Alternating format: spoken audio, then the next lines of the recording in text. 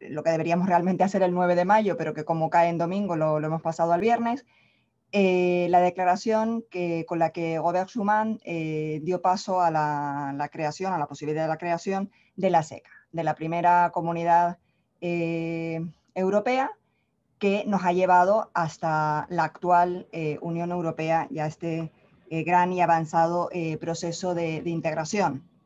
Hoy lo vamos a celebrar escuchando al profesor Francisco Aldecoa Luzárraga, catedrático de Relaciones Internacionales de la Universidad Complutense de Madrid, presidente del Consejo Federal del Movimiento Europeo y una de las personas que más sabe, no solamente con actualidad, sino con profundidad, del proceso de integración europeo.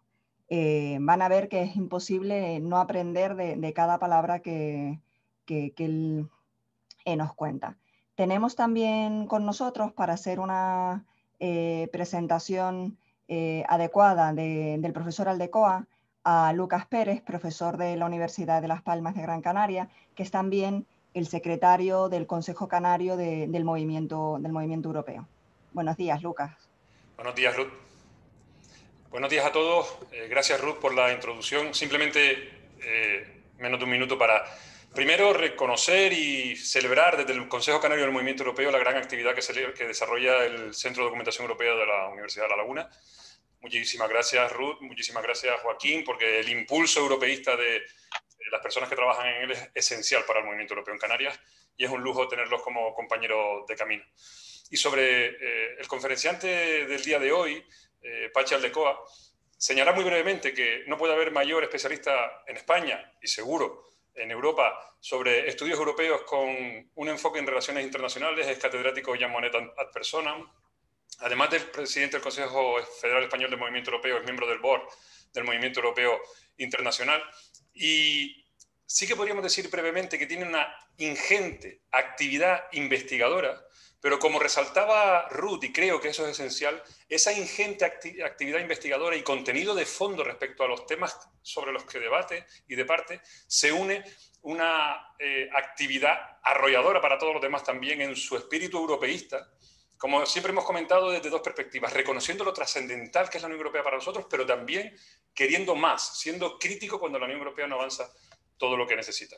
Y por último, desde el punto de vista canario, destacar su corazón y su actividad académica vinculada a Canarias, que en lo institucional del movimiento europeo y también en la actividad diaria es muy destacada. No hay proyecto del Consejo Federal Español en el que no aparezca en Canarias. Él es muy reconocedor de las especialidades de Canarias en el artículo 349 del CEFUE y de la trascendencia que para la Unión Europea tiene la visión regional, y nosotros desde el Consejo Canario del Movimiento Europeo se lo agradecemos. Hemos tenido infinidad de momentos para acreditarlo. Uno es este, por supuesto, su participación inmediata en este acto, y ahora a finales de mayo también estará por aquí en otros actos sobre la conferencia. Así que enhorabuena al Centro de Documentación y gracias, Patxi, por participar y por ser siempre un embajador de Canarias donde quiera que estés. Muchas gracias, Lucas. Profesor Aldecoa. Patxi, ¿hay que encender el micro y la cámara? Yo tengo... Ah, me lo habéis apagado. Yo lo tenía encendido, pero me lo habéis apagado. Pues estoy encantado de estar con vosotros. ¿Comienzo mi intervención? Sí, simplemente explicar para todos los que nos están escuchando, que ahora mismo son 232 personas. 232, qué barbaridad. Que después de la charla va a haber un tiempo, un espacio para que puedan preguntar, ¿vale? Que hay en la parte inferior de la pantalla pueden ver un chat que se llama preguntas y respuestas, y pueden ahí ir colocando las preguntas que les vayan surgiendo dirigidas al profesor Aldecoa. ¿De acuerdo? Patxi, cuando quieras.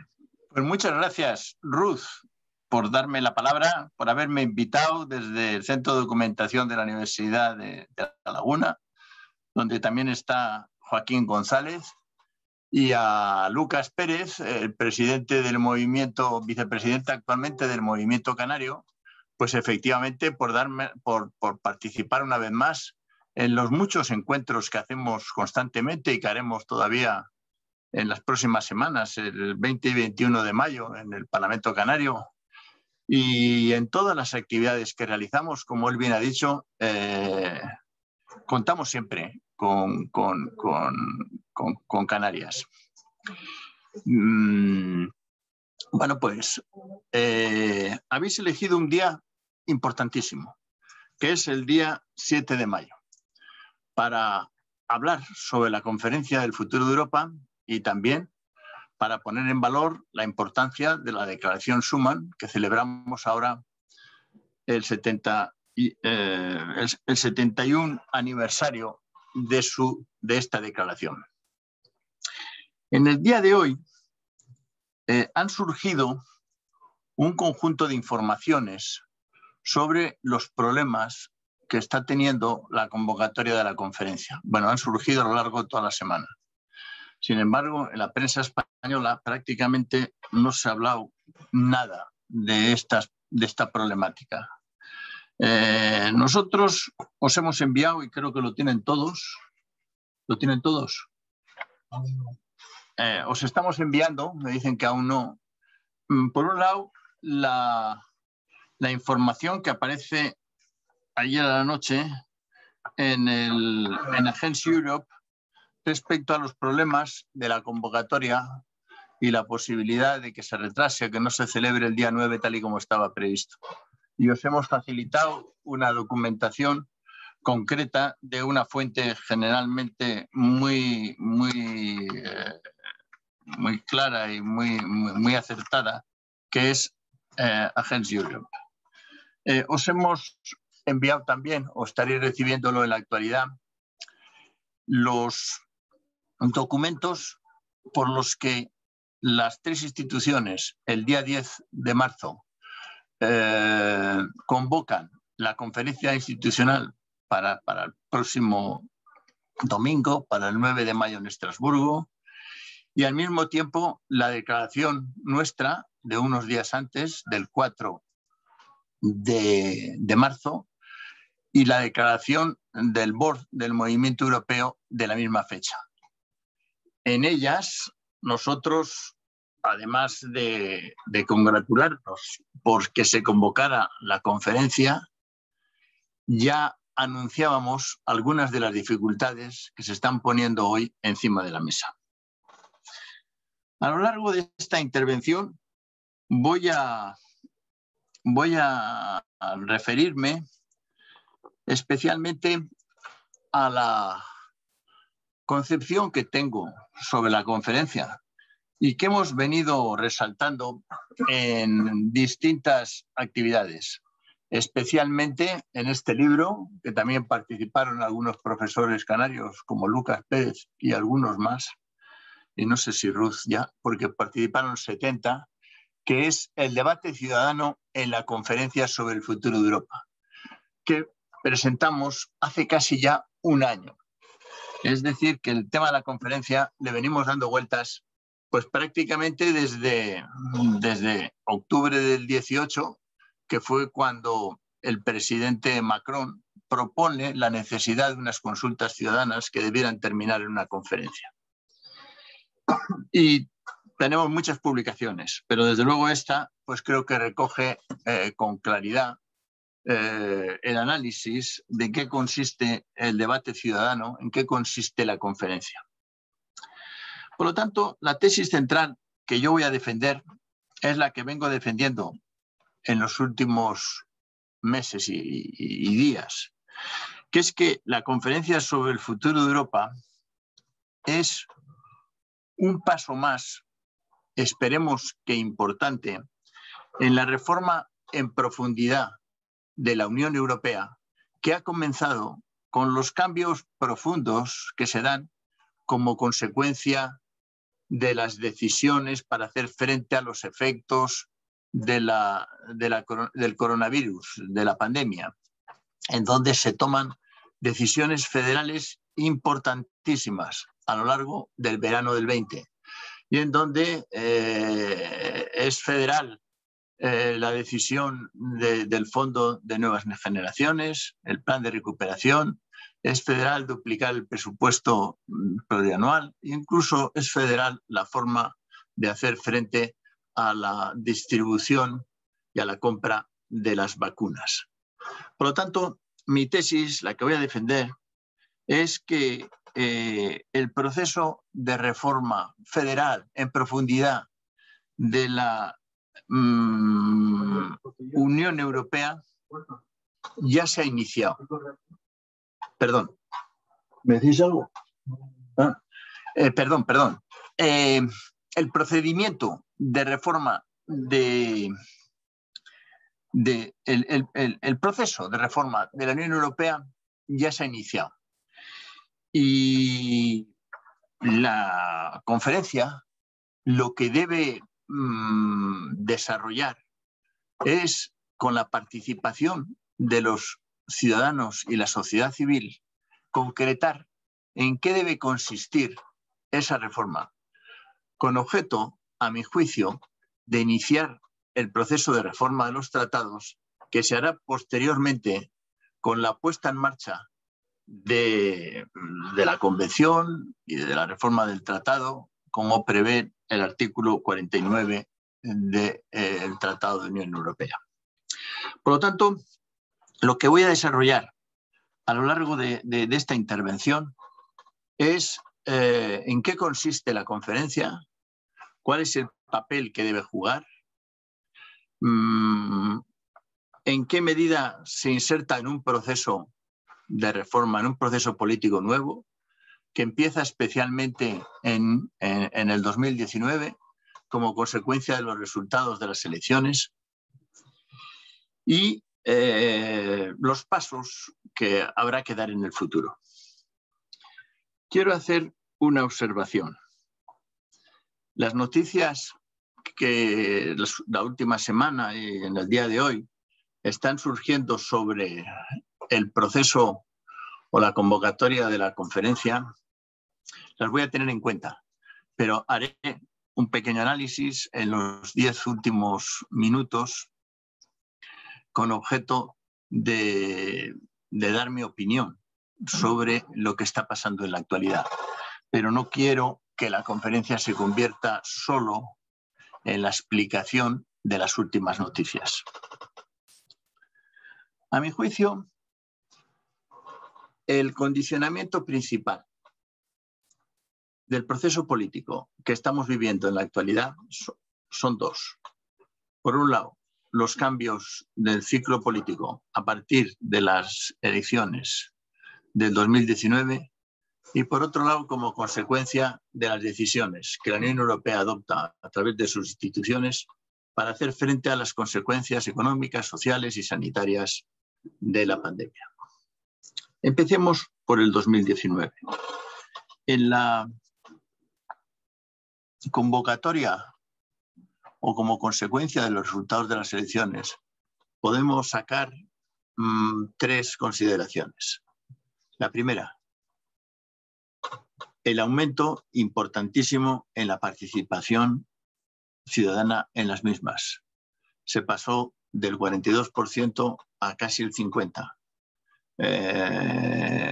rompiendo la tendencia a el debilitamiento de la participación a lo largo de las 6 últimas elecciones y volviendo a los pasos de hace más de 25 años. Y sobre todo esta participación tan alta es todavía mayor si tenemos en cuenta que en el Reino Unido la participación fue del 35% debido a que la convocatoria se hizo en 2 meses, ya que se preveía que no se iba a hacer como consecuencia de la retirada. Y en los países del este la proporción fue parecida, del 35%. Por lo tanto, en el resto de los estados la participación es bastante similar a la que hay en las elecciones a los parlamentos nacionales. Un fuertísimo incremento de la participación, que es consecuencia a que la sociedad europea estaba más cercana al proyecto europeo que lo que había estado anteriormente. En segundo lugar, la fuerte participación de los jóvenes. A veces, en algunos estudios que se han realizado en España, han señalado que la juventud está alejada del proyecto europeo. No hay nada más falso. En las elecciones al Parlamento Europeo, en Europa y en España, el tramo de edad entre 18 y 25 o 23 años, los que votaban por primera vez, fue el que la participación fue mucho más alta, estaba por encima del 70%. Es decir, la fuerte participación de los jóvenes. Y en tercer lugar, la pérdida de peso de las concepciones euroescépticas, a pesar que en los medios de comunicación europeos, especialmente españoles, le daban muchísima importancia a esa cuestión. Los resultados de las elecciones y en lo que ha ocurrido en los casi 2 años que han transcurrido desde dichas elecciones, lo que está claro es que el papel de las fuerzas euroescépticas en el Parlamento Europeo ha disminuido de forma considerable, entre otras razones porque el principal partido de la oposición... Perdón un momento.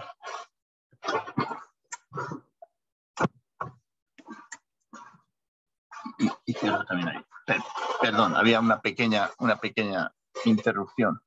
Porque el principal partido de extrema derecha euroescéptico, pues aunque mantuvo los resultados anteriores, ha estado profundamente dividido y la capacidad de iniciativa política entre italianos y franceses, entre Le Pen y Salvini, ha paralizado la acción política. Y por lo tanto, durante estos 2 años, el protagonismo ha estado en las fuerzas centrales, en el Partido Popular, en el Partido Socialista, en el Partido Liberal Renew, incluso en los Verdes, donde han representado entre el 60 o el 70% de la Cámara. La segunda consideración que hay que hacer es que como consecuencia de este cambio del ciclo político, la presidenta de la Comisión Europea va a tener un apoyo político como posiblemente no ha tenido nadie. Y desde luego no tiene en la actualidad ninguno de los Estados miembros. Hay que recordar que a pesar de que en las elecciones, en la primera votación de junio, del 16 de junio, creo que fue el 17 de junio de 2019, apenas obtuvo la mayoría absoluta con 9 votos de diferencia. Por cierto, entre paréntesis, porque lo que no le votaron fueron los democristianos alemanes, ni los socialistas alemanes. Sin embargo, en el 27 de noviembre, cuando se vota definitivamente a la comisión y a la presidenta, obtuvo casi el 70% de la Cámara, es decir, cerca de 500 diputados, cosa que es completamente nuevo. Tuvo un apoyo completo. Y ese apoyo completo le va a dar una legitimidad fuerte a esta comisión, que por cierto habían sido renovados en los hearings, habían dimitido 2 de los comisarios, por eso se retrasó un mes la investidura y la puesta en marcha de la nueva comisión, que en vez de empezar el 1 de noviembre, comienza el 1 de diciembre. El tercer elemento es que la comisión, por tanto, empieza con una nueva legitimidad, con un programa político muy audaz, en donde tenía 4 grandes objetivos. El primero de ellos era el hacer frente al cambio climático, el segundo, poner en marcha la agenda digital, el tercero, desarrollar el modelo social y el cuarto, reforzar la posición de Europa en el mundo. En los 3 primeros meses se inician un conjunto de propuestas, muchísimas. La actividad de la Comisión ha sido en todo momento llamativa y en 100 días habían propuesto más de 100 iniciativas legislativas. Y cuando estas iniciativas legislativas empezaban a ser aplicadas, surge el COVID. Creo que es el 14 de marzo se declara la pandemia, cuando apenas llevaba pues 3 meses y medio la comisión en funcionamiento, pero estaba en pleno funcionamiento. Y frente a esta nueva situación, pues hay un momento de incertidumbre durante casi un mes por parte de los Estados miembros, donde se toman algunas medidas contradictorias, unilaterales, entre unos y otros. Sin embargo, muy pronto, ya a principios de abril, la Comisión va a tomar la iniciativa a través de una comunicación respecto a las medidas a adoptar para hacer frente a los efectos económicos, sociales y sanitarios del COVID. También hay que resaltar que desde el principio el Banco Central Europeo adoptó medidas extraordinarias con objeto de dar una liquidez a los bancos centrales y a los bancos y consiguió en poco tiempo reducir la prima de riesgo pues del 7 o el 8 que estaba o el 6 a casi el 1, de tal manera que la actuación del Banco Central fue también decisiva para facilitar la liquidez. Y hay que recordar que creo que es con fecha, siempre me saltan las fechas, 10 o 12 de abril, que el alto representante y la Comisión planteó una iniciativa para hacer frente al COVID a nivel mundial. Iniciativa de enorme trascendencia. Prácticamente como consecuencia de esa iniciativa y de las medidas adoptadas posteriormente, la Comisión, la Unión Europea, se ha convertido en el factor indispensable en la lucha contra el COVID. Sin embargo, tampoco los medios han resaltado esta labor, lo que se llamó el Team Europe, que nace entonces, y también nace una conferencia de donantes, y también nace COVAX, y nace un montón de iniciativas, que son las que han permitido financiar de forma considerable las vacunas al tercer mundo, a pesar de que sean insuficientes. Pero lo que hay que recordar es que la Unión Europea es la que ha liderado ese proceso. China, los Estados Unidos, Rusia han estado ajenos al COVAX y a las iniciativas de esta materia. La mayor parte de la financiación viene de la Unión Europea. Por eso llama la atención al recordar la repercusión que está teniendo las declaraciones de anteayer del presidente Biden en torno a las vacunas. Hasta ahora no habían hecho nada. Había sido la Unión la que llevaba la responsabilidad. Estaba pidiendo en todas las elocuciones la Unión a que pusieran el hombro. Bueno, este es un tema que podemos hablar después. Pero lo que hay que recordar es que la Unión Europea ha jugado el protagonismo a lo largo de este año y pico largo en torno a plantear la necesidad de que la lucha contra la pandemia tenía que ser a nivel mundial. Y lo ha liderado tanto la presidenta de la Comisión con la convocatoria sobre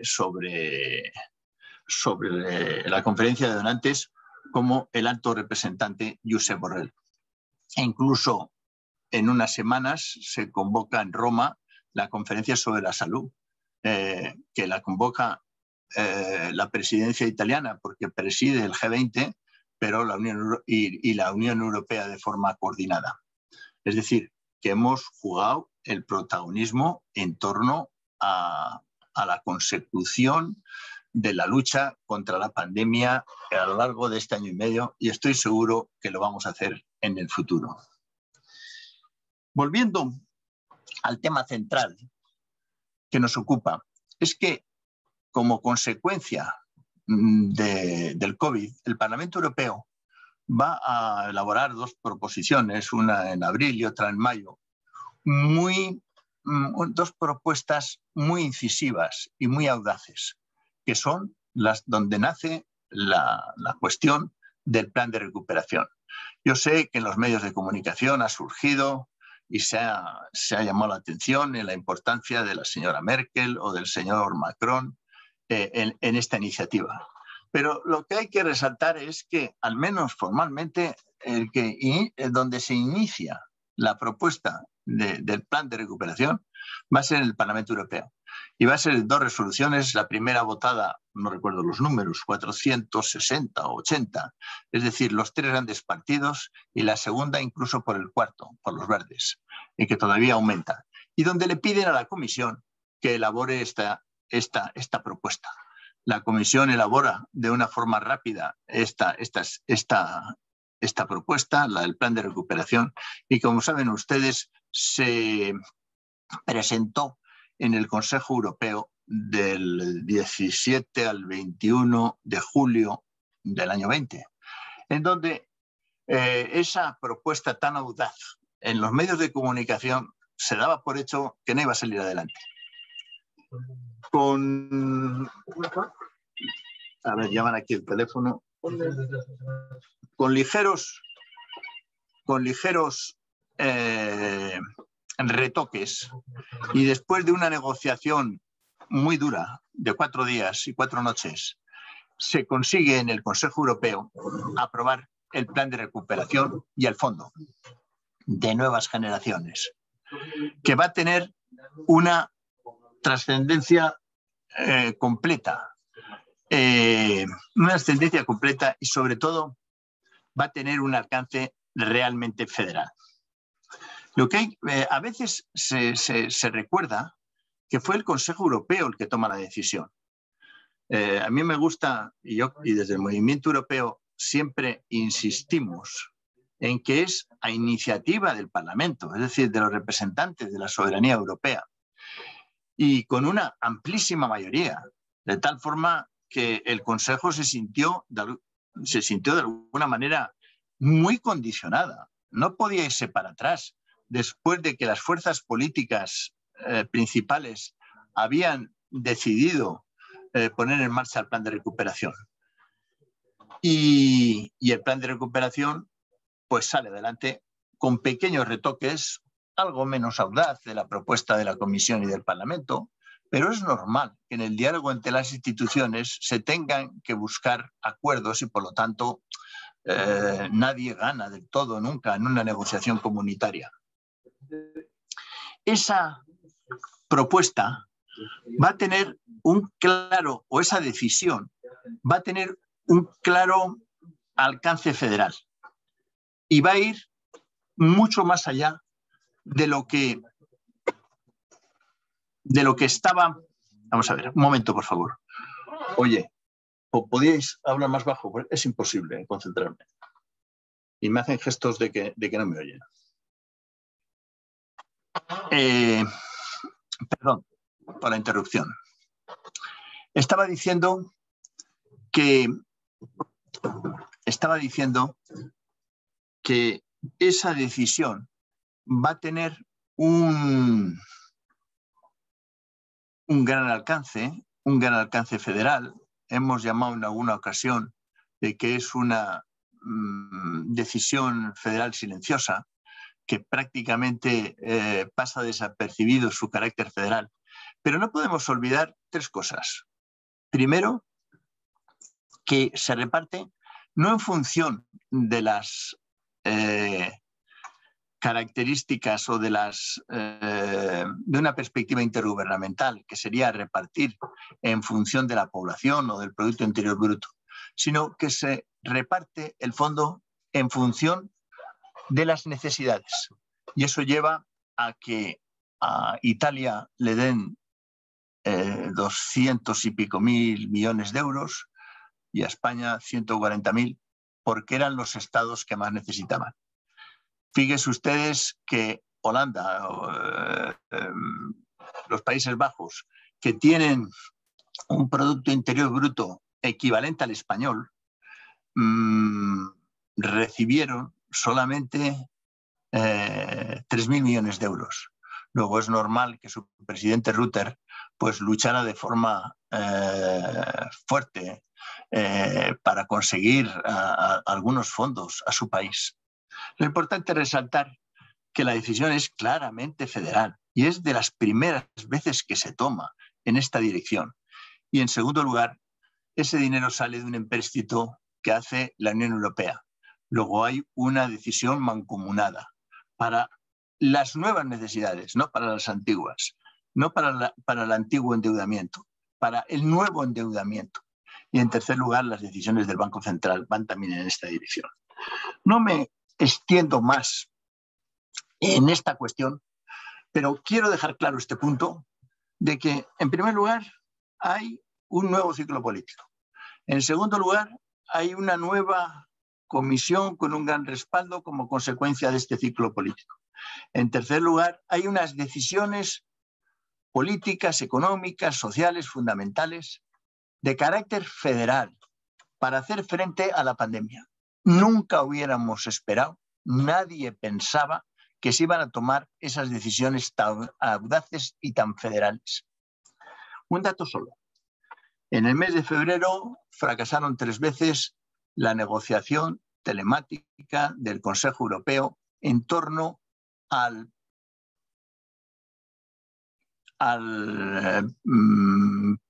presupuesto, al marco financiero plurianual, que se estaba discutiendo en el torno al 1,05 y no se aceptaba el 1,05 por algunos de los Estados miembros. 9 meses después se adopta casi el doble, el 1,85. Eso no cabe la menor duda que es también un paso federal. Aumenta el presupuesto, y no para un año, sino para 7, del 21 al 27. El marco financiero plurianual cambia completamente. Es la primera vez que hay un cambio de esa magnitud. Y además es un tema que no va a ser coyuntural, sino que va a ser por lo menos para 30 años. Fíjense ustedes que el Fondo de Nuevas Generaciones no se devuelve hasta el año 56. Por lo tanto, también hay que resaltar que a veces no se suele poner el acento, la importancia que están jugando los jóvenes en estas decisiones. Y incluso la denominación de las nuevas generaciones no es casual, sino que por un lado va dirigido en gran medida estas iniciativas para reducir el problema del paro en los próximos 2 años, pero al mismo tiempo no hay que olvidar que la devolución de esas cuantiosas sumas se van a producir, lo va a hacer esta generación de jóvenes, es decir, que tendrá ahora 20 años, que cuando terminen de devolverlo van a tener 55 o 50 y tantos.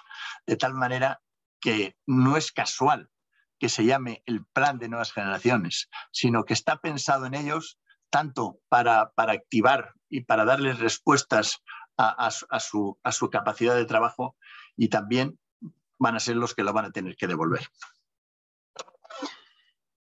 Dicho estas consideraciones fundamentales, ¿por qué y para qué surge la conferencia? He dicho al principio que es una propuesta de Macron, que lo que trata es, la Sorbona en el 18, plantear la necesidad de unas consultas y la necesidad de una conferencia con objeto de dar un paso más en el proyecto europeo. Y esas propuestas van a ir calando en la opinión pública y en las fuerzas políticas y van a ir concretándose en una iniciativa que es la de la Conferencia Europea. Esta Conferencia Europea queda bastante materializada en la propuesta de la presidenta de la Comisión Europea el día de su investidura, donde se compromete formalmente en sede parlamentaria en Estrasburgo a convocar una conferencia que tuviera como objetivo escuchar a los ciudadanos, en que hubiera una representación de las instituciones y de la sociedad civil organizada y de los ciudadanos, y ella utiliza la expresión en pie de igualdad. Es decir, la conferencia era entre instituciones y sociedad civil y ciudadanos, en pie de igualdad. Y además añade, con principal participación de los jóvenes, con objeto de plantear un conjunto de mejoras a el modelo de la Unión, dejando abierto la posibilidad de la reforma de los tratados. Es decir, que las 3 características de la conferencia van a quedar perfectamente definidas en el discurso de investidura, que por lo tanto es un compromiso político que hace el Parlamento Europeo para poner en marcha la conferencia. Como saben ustedes, la conferencia iba a ser, por lo tanto, iniciada el 9 de mayo de 2020 en Dubrovnik, aprovechando la presidencia croata, y que por motivos de la pandemia no se puso celebrar en esa fecha. Sin embargo, hay que señalar que si bien los motivos originales eran estos, después, a lo largo de este año, ha habido dificultades entre las tres instituciones a la hora de convocar la conferencia. Es un secreto a voces de que por parte del Consejo de la Unión no aceptaban la presidencia de la misma a Guy Verhofstadt, que era la persona que proponía el Parlamento Europeo, y que, por lo tanto, en presidencia alemana que quisieron convocar la conferencia, no hubo posibilidad de acuerdo. Finalmente, a lo largo de la presidencia portuguesa, medió para buscar una solución en torno a la presidencia de la misma. La solución que se adoptó es que iba a haber una triple presidencia, que es una presidencia por el presidente del Parlamento Europeo, el presidente del Consejo, el presidente en ejercicio del Consejo de la Unión y la presidenta de la Comisión. En la práctica, en la convocatoria ya del día 10 de marzo que tienen ustedes, que les hemos enviado a todos ustedes, ya va a figurar con claridad, va a figurar que a su vez esa presidencia tripartita va a tener a su vez tres presidentes en cada una de ellas, de tal manera que en el Parlamento Europeo lo copresidirá, además de Verhofstadt, Iratxe García y Weber, tres representantes de las tres fuerzas políticas. Y se invitará también, como observadores a otros 4 representantes de las otras fuerzas políticas que se quedaban fuera. En el caso de la Comisión, del Consejo, el presidente será el primer ministro, aunque actuará el secretario de Estado, la secretaria de Estado o la ministra, creo que es ministra de Asuntos Europeos. No me sale el nombre ahora, de Portugal, el equivalente de Eslovenia, que es la siguiente presidencia, y el equivalente de Francia, que es un secreto a voces, que son los franceses los que llevan el liderazgo de la presidencia. Va a participar también nuestro secretario de Estado como invitado en la misma, teniendo en cuenta que España es la tercera de las presidencias siguientes. En el caso de la Comisión va a ocurrir igual, donde va a haber, además de la comisaria encargada, la presidenta croata encargada de la conferencia, otros 2 comisarios más. Con este esquema se inicia la convocatoria formal el día 10. La convocatoria formal pues desbloquea el conflicto interinstitucional que tenía entre las 3 instituciones. Pero ya en su enunciado se ve que no acababa de resolverse ese conflicto. Al menos van a surgir 3 grandes problemas que en la declaración nuestra del 4 de unos días antes ya habíamos puesto sobre la mesa, y que después la resolución de 6 días después no va a a resolver.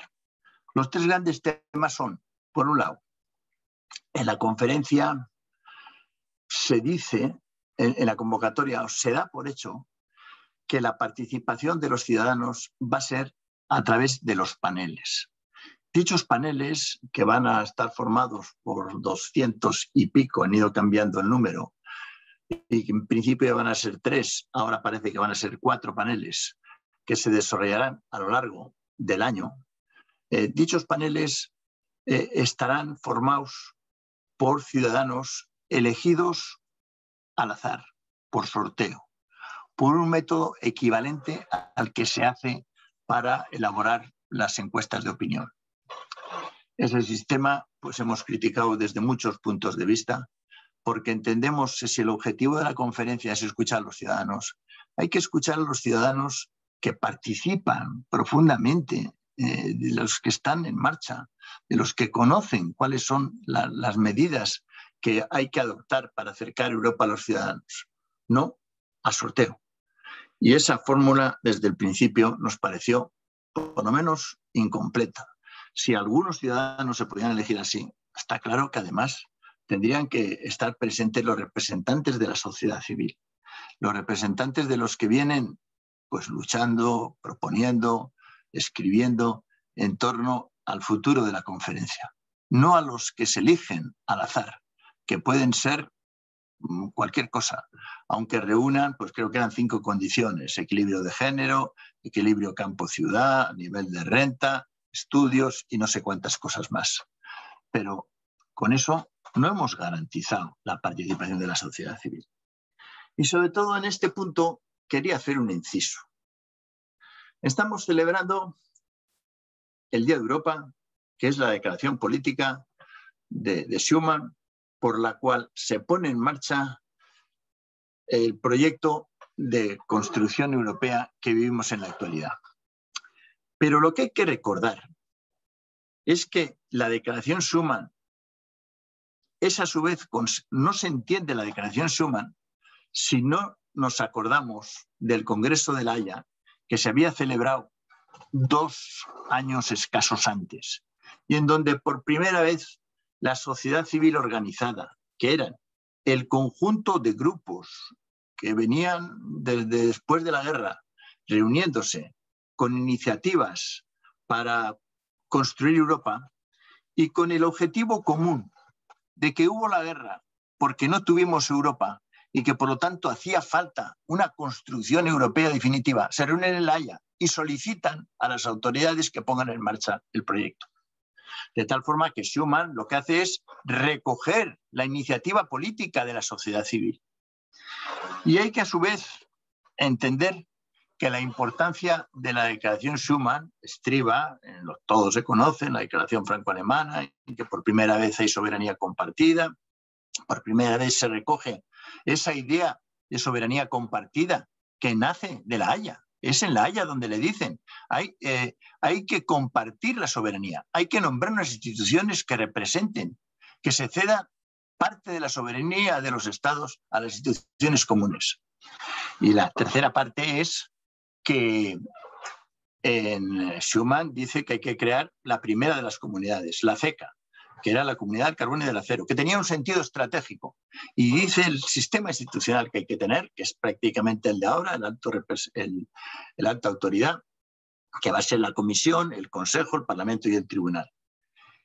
Y además, lo que hay que resaltar es que 10 meses después, el 18 de abril o 11 meses después del 18 de abril de 1951, se firma el tratado de París por el que se constituye la CECA, es decir, la Comunidad Europea del Carbón y del Acero. Por lo tanto, son 3 cuestiones. Primero, la iniciativa de la sociedad civil. Segundo, la propuesta política de Schuman. Y tercero, la decisión jurídica de crear unas instituciones supranacionales para resolver un problema, la sobreabundancia del carbón y del acero y el control por parte de la Comisión de esa superabundancia. Por lo tanto, de ese proyecto tenemos que sacar una idea clara, y es ¿cómo podemos trasladar esa propuesta o ese proceso a nuestra situación? La situación actual es de que se trata de hacer una reflexión. Yo creo que la conferencia tiene que ser un equivalente con la Haya, en donde la sociedad civil organizada, los que están planteando alternativas, se reúnan, dialoguen de forma presencial. Hemos conseguido, parece que salimos de la pandemia. Habrá que utilizar algunos elementos telemáticos como el que hacemos, pero no hay nada como el diálogo personal. No se puede sustituir al diálogo personal entre distintas fórmulas de entender Europa con objeto de mejorarlas. Y eso es el equivalente a la Haya. Por lo tanto, lo que tenemos que entender es que lo que se convoca ahora es el equivalente a la Haya. Y después, verán ustedes que al final la duración que se ha dado a la conferencia es de 1 año. Ha habido críticas. Yo soy de los que defiendo 1 año, que está bien, más no hace falta.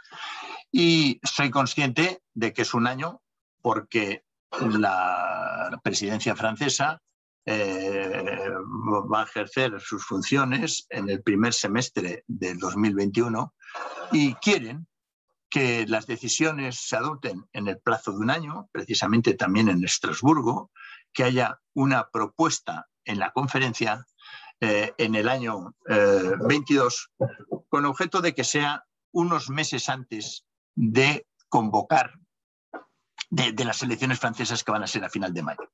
Luego está claro que hay un interés francés, pues legítimo. Pero yo lo que quiero resaltar es que en todo caso ese interés francés es compatible o es el mismo que es por el interés europeo. También conviene hacerse así. Incluso si me da tiempo a explicar también el interés español, ese calendario me parece que es muy oportuno, aunque no lo hayamos decidido nosotros. Por lo tanto, lo que hay que entender es que la conferencia es equivalente al Congreso de la Haya, donde se le oye a la sociedad civil. La decisión de que adopte la conferencia, que se tomará en forma de propuesta, será el equivalente a la declaración Schuman, la que se tomó en el 50, aunque en este caso será en el 72 años después. Y por último, habrá que plantear la necesidad de reforma de los tratados. En aquel momento era el nacimiento de un tratado. Aquí se trata de reformar lo que ha venido haciendo en una clave federal. La enseñanza de declaración Schuman es clara. Es el primer paso en una federación europea. Ahora, en la conferencia habrá que reflexionar sobre el 5º, el 6º, el 7º paso, el que ustedes quieran, de la Federación Europea. Pero no hay que tenerle miedo a las palabras. Tenemos que darle continuidad a ese proceso. Y hay que llamarle como se le llamó entonces. Es un paso más en la Federación Europea. Sobre todo cuando ya a lo largo del verano se han tomado ya decisiones federales. Se trata de completar ese proceso. Esa es la labor, ese es el sentido que tiene la conferencia que esperemos que empiece el próximo día 9. Por último, aunque creo que me dejo algunas cosas, porque he hecho ahí un paréntesis un poco largo sobre el sentido de la conferencia. La conferencia, el porqué de la conferencia es porque el modelo es insuficiente, porque el modelo de federalismo intergubernamental en que nos movemos no acaba de poder ser suficientemente eficaz y efectivo para hacer frente a las nuevas responsabilidades que han surgido de forma común debido a la pandemia. ¿Y para qué? Pues para darnos un nuevo modelo más equilibrado. Ustedes acuérdense que durante los últimos 5, 6, 8 años, desde la crisis financiera, ha habido una impresión generalizada de que el sistema institucional europeo se ha intergubernamentalizado, que el peso de los gobiernos ha aumentado. Está claro que ahora hay que equilibrarlo. Hay que conseguir lo contrario. Hay que volver a un equilibrio interinstitucional. Hay que volver al federalismo intergubernamental. Hay que darle más peso a las instituciones comunitarias, especialmente al Parlamento, o más federales, por llamarles así. y a la Comisión. Y ese nuevo reparto de poder tendrá que haber una propuesta en la conferencia en esa dirección. Y después será la convención y la conferencia intergubernamental la que terminen el proceso transformando la iniciativa política en compromiso jurídico concreto. Por lo tanto, ese es el porqué y el para qué. Veo que el tiempo se viene encima, pero quiero hacer dos consideraciones finales, aunque sé que me he dejado muchas cosas. Los temas, que después podemos hablar de qué temas son los de la conferencia. En la propia propuesta salen algunos, la calidad democrática, el Pacto Verde, la agenda digital, el modelo social, la salud, el refuerzo de la Unión Europea en el mundo, las migraciones. Son los temas y algunos más que están encima de la mesa. Pero quiero referirme a dos cuestiones. Uno, la posición española. La estrategia de acción exterior recientemente aprobada en el boletín oficial, creo que es de finales de abril, no tengo aquí la fecha, se recoge cuál es la estrategia, la estrategia de acción exterior española. Y en la misma, en la página 66, que ha cambiado, ustedes podrán ver que la estrategia ha cambiado un poco. Entre otras cosas, se ha planteado que el tema europeo era la primera prioridad de la política exterior española, y al mismo tiempo se le va a dar una gran relevancia a la conferencia sobre el futuro de Europa. Y va a decir en esa página 66 que la conferencia ofrece una oportunidad única para avanzar en este sentido. En el sentido, antes estaba explicando que España defiende, que España defiende un paso más en la Federación Europea. Y concretamente dice que la conferencia es una oportunidad única para avanzar en este sentido, en la Federación Europea. Y España aspira a tener un papel fundamental, propositivo y dinamizador en ella. Vean ustedes que estoy leyendo textualmente. Por lo tanto, para la estrategia española, la conferencia se ha convertido en un elemento clave. La segunda consideración que no quería dejar de hacer es cuál es el problema que se ha suscitado en la actualidad. En las últimas semanas, que ponen en peligro incluso, según algunos autores, la propia celebración, al menos de la inauguración de la conferencia. Aunque la inauguración de la conferencia al final está prevista que sea menos solemne de lo que se quería, dado que las autoridades francesas, por motivos del COVID, han limitado a 50 el número de personajes o de personas que van a poder participar en la misma en esa fecha, el día 9 de mayo. Esto se ha cortado. No, ahora esto sigue. El día 9 de mayo. Y por tanto,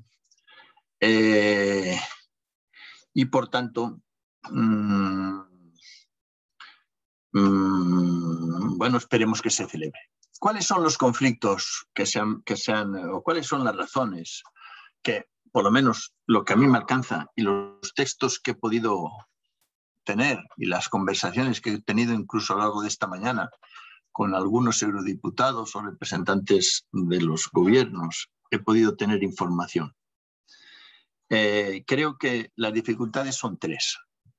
La primera, en torno al problema que ya hemos dicho, bueno, de la composición del plenario de la conferencia. Ustedes verán que en el documento que les he facilitado de Europa, que no sé dónde lo tengo, ¿me lo has dado? Está aquí. En el documento de Europa que ustedes tienen delante, podrán ver que la última composición de la conferencia, al final de la información, respecto a la decisión provisional que se adoptó el pasado martes, está en que va a haber 407 miembros totales. Esto no es definitivo, porque esto se ve que no hay consenso, pero esta es la propuesta última que hay. 108 son miembros del Parlamento Europeo, 108 miembros de los parlamentos nacionales, 54 del Consejo, es decir, 2 por cada Estado miembro, 3 de la Comisión, 18 representantes del Comité Económico y Social y de las regiones. Esto cambia la información que habíamos recibido de que iba a haber 20 de los representantes de las regiones, pero al final parece que van a ser 9 y 9. 8 representantes de la parte social y de la sociedad civil, que en definitiva es 4 de los interlocutores sociales y 4 de la sociedad civil. En la anterior redacción eran 2 y 2. Y después aparece nuevo el que va a haber 80 representantes de los ciudadanos, con voz y voto en el plenario.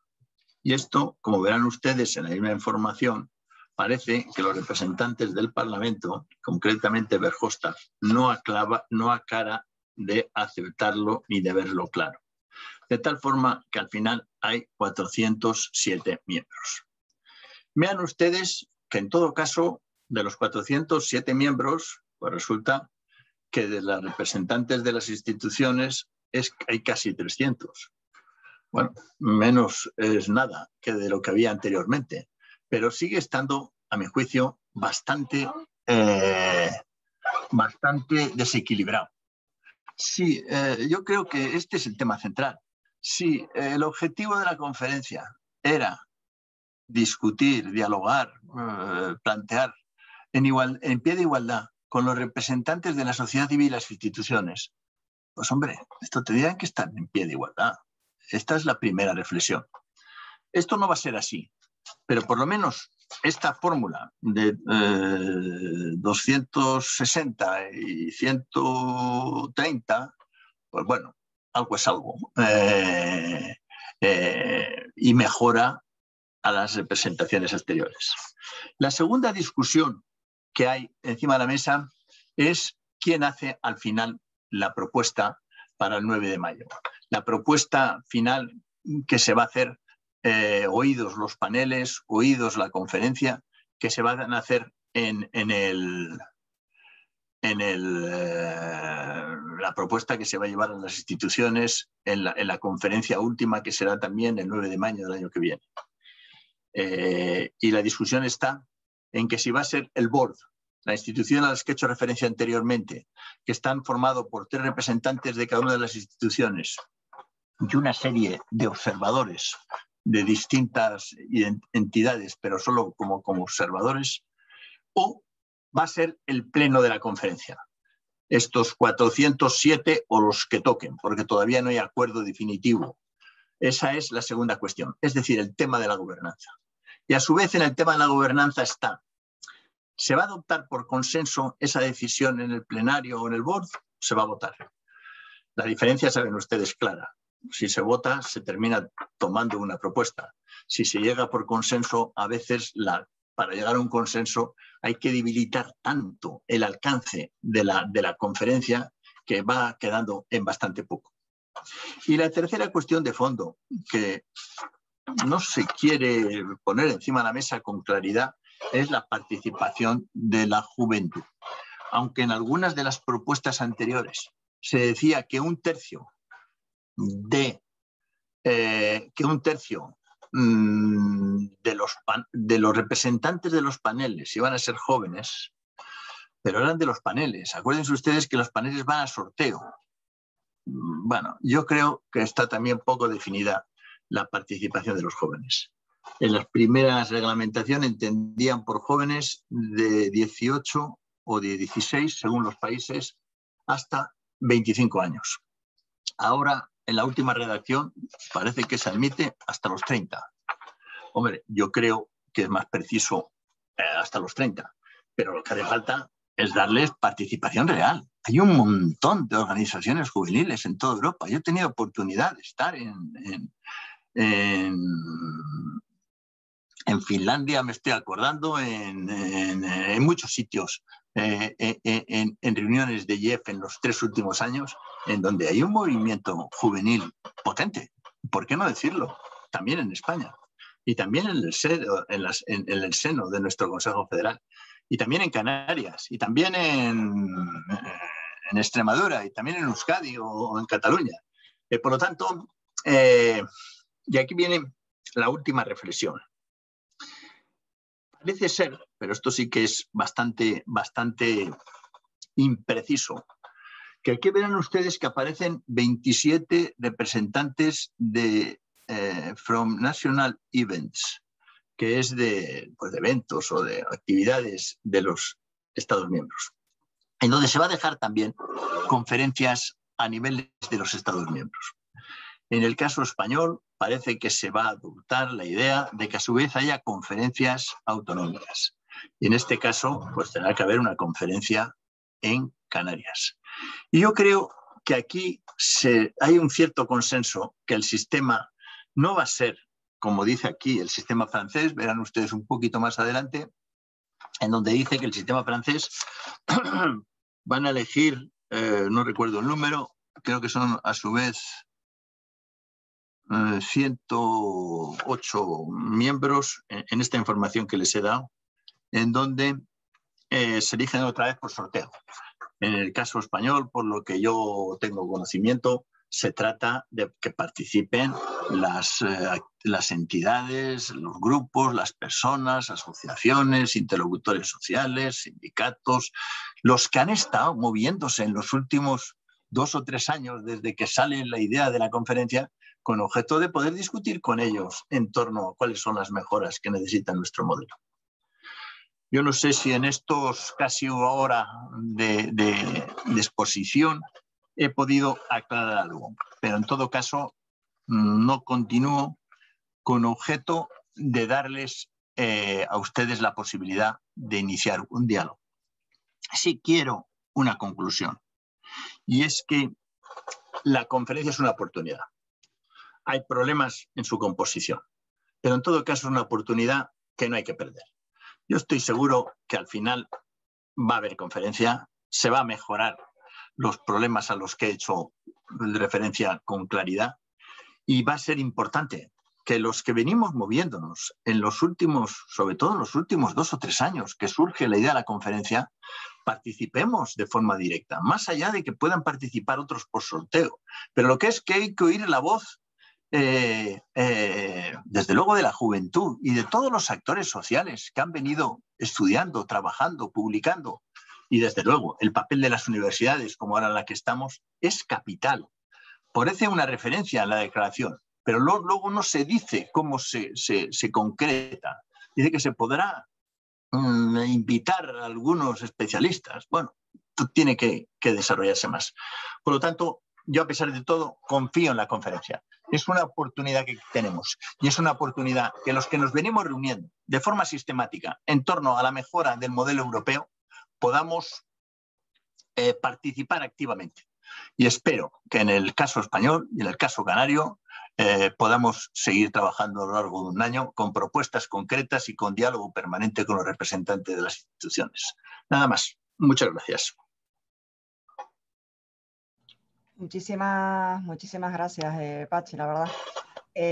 Hay 2 preguntas que justamente van por la línea de un poco donde tú más has criticado, porque son 2 jóvenes, bueno, son alumnos míos, Eduardo Sacramento y Fabio Alossi, vamos, que son jovencísimos, y precisamente preguntan por la participación, ¿no? En concreto, Eduardo pregunta si en relación con la elección al azar de los ciudadanos para su participación en los paneles, si tiene un límite mínimo y un límite máximo de ciudadanos por estado, y luego también hasta qué punto es obligatoria la asistencia por parte de ese ciudadano que ha sido escogido. Y Fabio lo que pregunta es, dentro del mismo tema, ¿cómo serán representados los jóvenes y cómo podrían ellos participar en la discusión sobre el futuro de Europa? O sea que realmente van las 2 en la misma línea de la participación.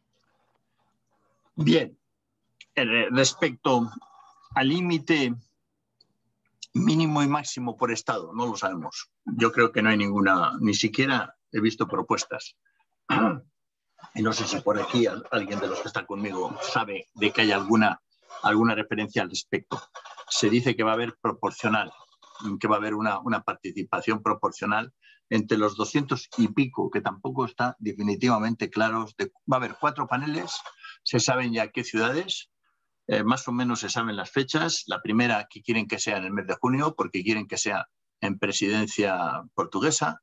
La segunda parece que va a ser en presidencia eslovena, y la tercera y cuarta serán en presidencia francesa, a lo largo de otoño y primavera, invierno y primavera, o otoño-invierno del 21-22. En cuanto al límite, no se sabe. En cuanto a la participación, pues sé que van a elegir por sorteo teniendo en cuenta los niveles de edad. Pero esos son los paneles. Independiente de eso, Fabio decía, ¿cómo se pueden participar? Yo creo que a nivel de la conferencia española y canaria va a haber posibilidad de participación de los jóvenes a través de las organizaciones que vienen actuando en cada uno de los sitios, o bien directamente.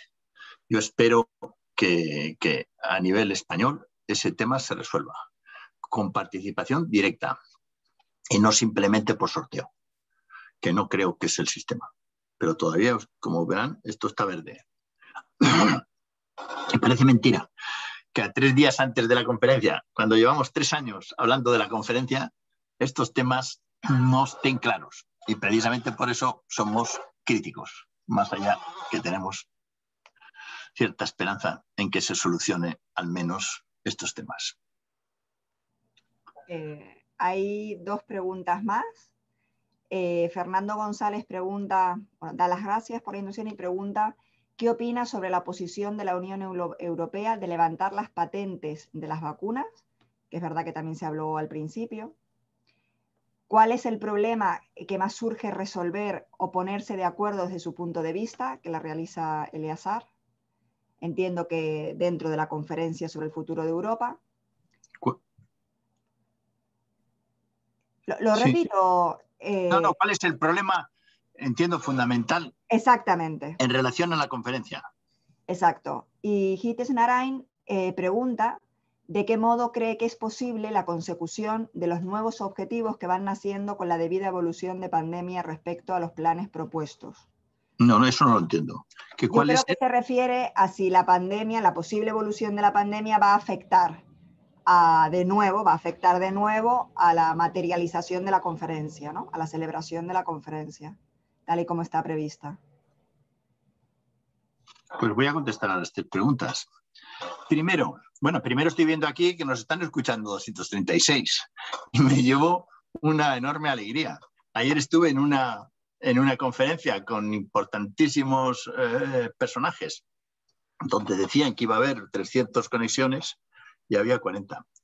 Hoy yo pensaba que iba a haber 40 y hay 236, lo cual me llena de alegría. En cuanto al tema de las patentes, vamos a ver, yo creo que la propuesta de los Estados Unidos es interesante, pero lo que hay que resaltar, y del presidente está claro que está avanzando mucho, pero lo que hay que resaltar es que quien ha estado jugando un papel clave hasta ahora en relación a la lucha contra la pandemia es la Unión Europea. Y la prensa nuestra pues, ha estado casi de espaldas de esta explicación. Más de la mitad de todo lo que se produce en el mundo de vacunas se produce en Europa. Y más de la mitad se lleva fuera. Mientras que las que se producen en Estados Unidos se consumen en Estados Unidos. Es decir, los que hemos tenido una posición más abierta en relación a no cabe la menor duda. Y en cuanto al tema de las vacunas, pues aquí se busca una solución. En cuanto al tema de las patentes, pero ese no es el tema a corto plazo.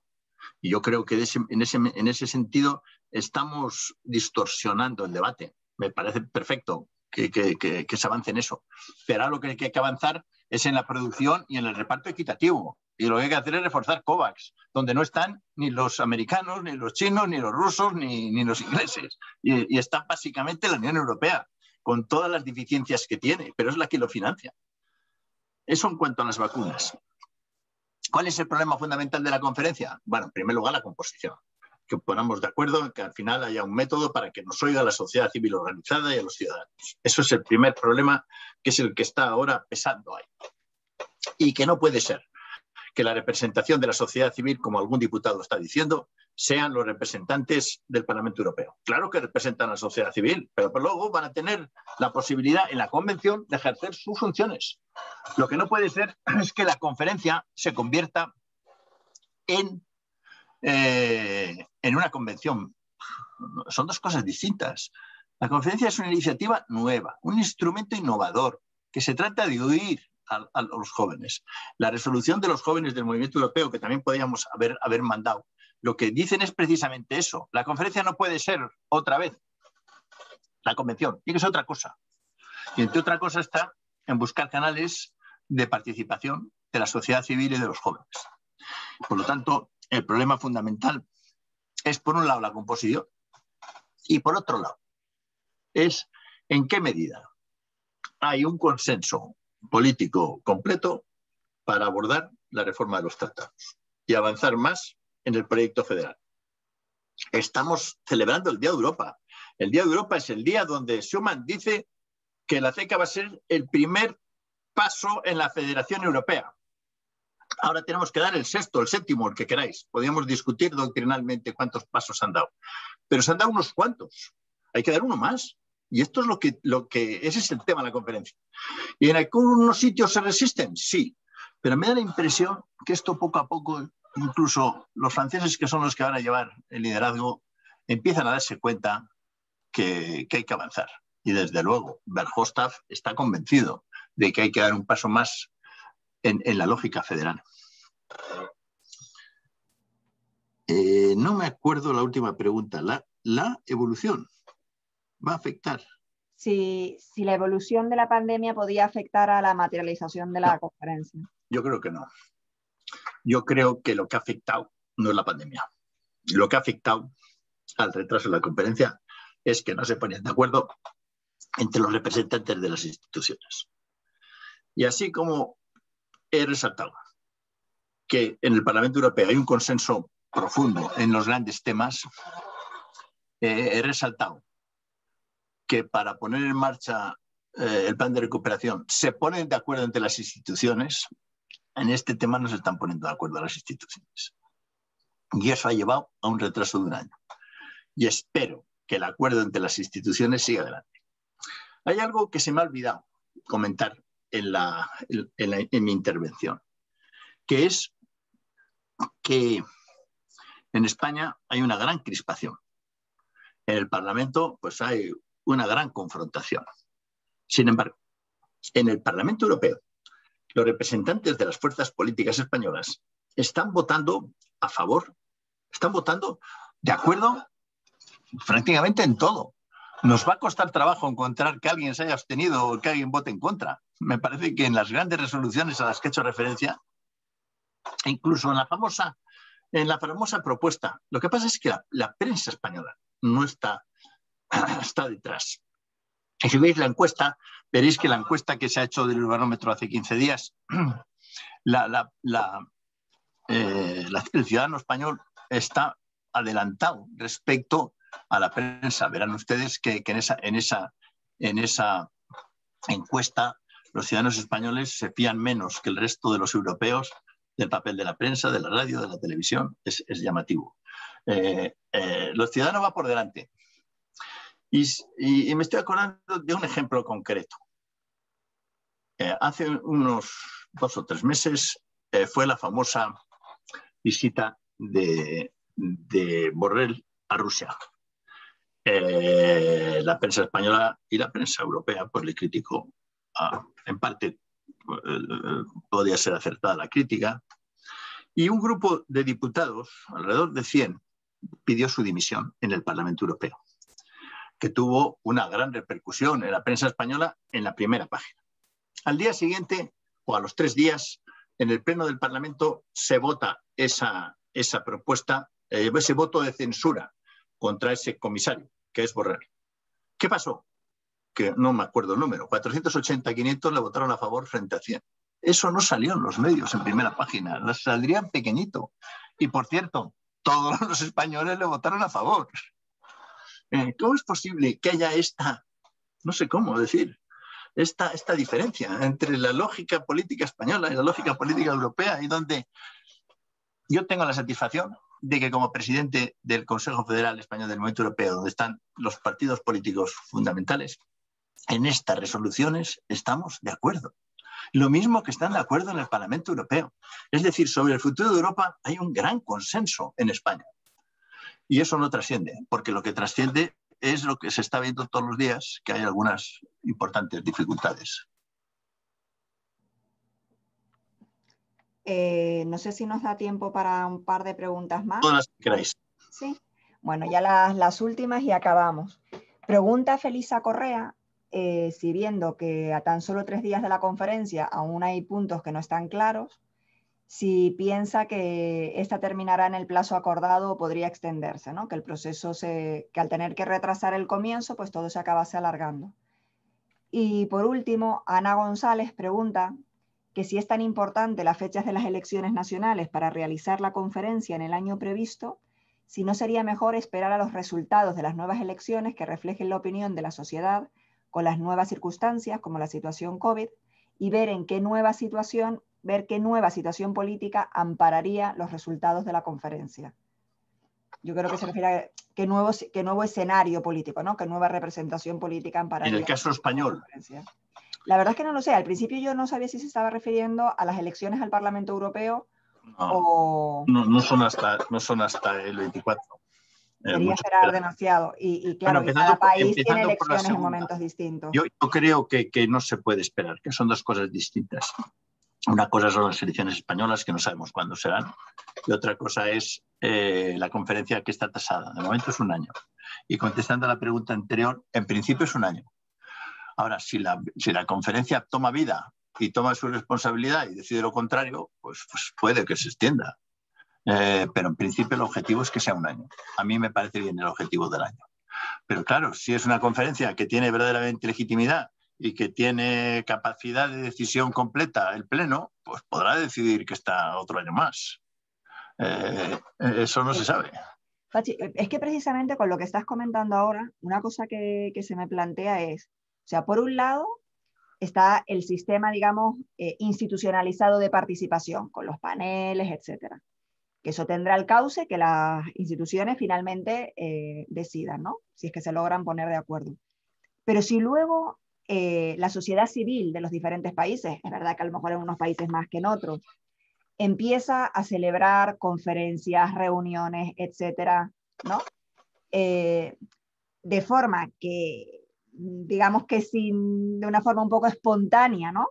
Sin participar directamente en esos paneles, pero sí participando de una forma organizada, logra generar unos frutos, ¿no? De esos múltiples debates y son transmitidos a la Unión, en particular pues al Parlamento o a la Comisión.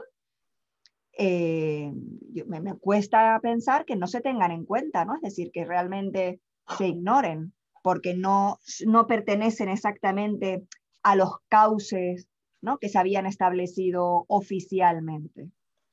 Yo creo que lo que se está trabajando ahora, y en la información que he transmitido de Brok, lo que se trata de establecer es que esas conferencias dentro de cada uno de los estados se incorpore a la conferencia europea y que se establezcan mecanismos para que participen en el plenario. Y estos 27 miembros que habrán aquí de eventos de cada uno de los estados miembros, esos son para que recojan, a mi juicio, las iniciativas de cada estado miembro y que puedan desarrollar en el pleno. Pero no del Estado en sí, sino incluso de la sociedad civil, es decir, aunque no sea cuando estoy diciendo organizado estado, por las administraciones públicas. La sociedad civil de cada... La sociedad civil, la sociedad autonómica, la sociedad... Pero no solo los representantes de los gobiernos, que ya están antes, y los representantes de los parlamentos, que ya están. Va a haber estos 27, yo creo que lo que van a tratar es de ser el vehículo para los debates de las conferencias que se celebren en cada Estado miembro, que creo que cada una va a ser de una manera, que en el caso español me llega, entiendo que va a ser autonómico, por eso el papel que podéis jugar todos, eso se va a recoger en un texto. Y ese se va a estudiar en el pleno de la conferencia. Para eso están esos 27, perdón, esos 27 representantes de cada uno de los Estados miembros, de cada una de las sociedades de los Estados miembros. Pero esto, como veréis, está abierto. Esto es una propuesta que se ve que tiene todavía problemas. Esto está sin concretar. Pero la impresión que tengo, por lo que dice este papel y por lo que he podido hablar por teléfono con algunas de las personas vinculadas, la cuestión va en ese camino. Por eso, Pachi, yo creo que entonces a los jóvenes también los que les podemos decir es que aunque no tengan posibilidad de participar en esos paneles concretos o en instancias, digamos, en foros institucionalizados, que estén atentos a las iniciativas que desde la sociedad civil van surgiendo para debatir sobre la conferencia sobre el futuro de Europa, ¿no? Completamente. Yo espero que el Consejo Federal Español y el Consejo Canario jueguen un papel clave en esta articulación. Estoy convencido. Y que sea el camino de resolver. De hecho, nosotros ya celebramos la semana pasada con jóvenes de diferentes regiones ultraperiféricas, incluidos los nuestros, una sesión, ¿no? Preguntándoles cuáles eran los temas que ellos consideraban más importantes de los que se tenía que ocupar la Unión Europea. Y yo creo que fue muy fructífero, es decir, salieron muchas cosas y una visión distinta de los problemas, porque al fin y al cabo ellos ven las cosas de una manera distinta, tienen unos intereses distintos y también están menos encorsetados, ¿no? Por muchos aspectos que a nosotros ya nos marcan profundamente. Esas relaciones horizontales son imprescindibles. También aquí mantuvieron los jóvenes del movimiento europeo con los de otras secciones nacionales del movimiento europeo un coloquio público el miércoles pasado. De tal manera, o sea, hace 2 días, de tal manera que todo eso es lo que tiene que vertebrar la conferencia. Y si me permitís, no el sorteo, que no vamos a ningún lado, tiene que ser la gente que está trabajando en ello. Y me da la impresión que por lo menos en el caso español creo que va a ir así y que va a ir a través de las comunidades autónomas. Luego tenéis que seguir en vuestra comunidad autónoma y tenemos que seguir entendiéndonos. Y en otros foros horizontales. Este que decís de las regiones ultraperiféricas, importantísimo, porque además ellos participarán y entre todos podremos hacer lobby en los plenarios. Exactamente. Esa es mi perspectiva y espero que avance esa lógica dándole menos importancia a...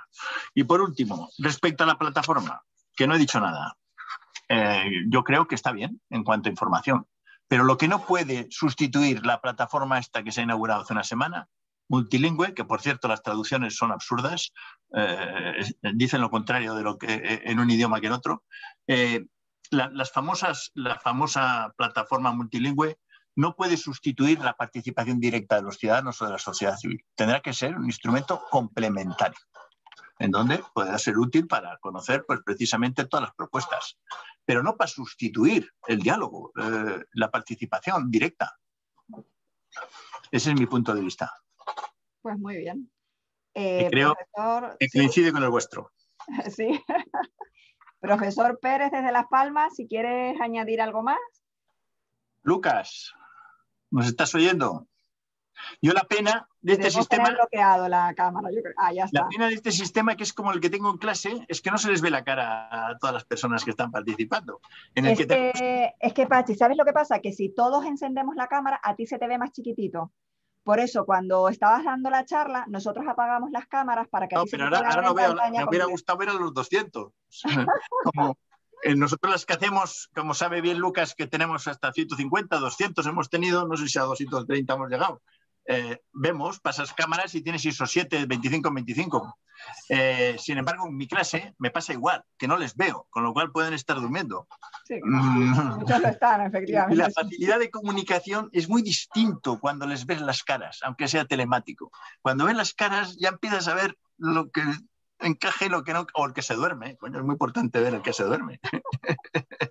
Tiene toda la razón el profesor Aldecoa. Yo algunas exposiciones con los alumnos los hacía en la presencial, también lo hago aquí.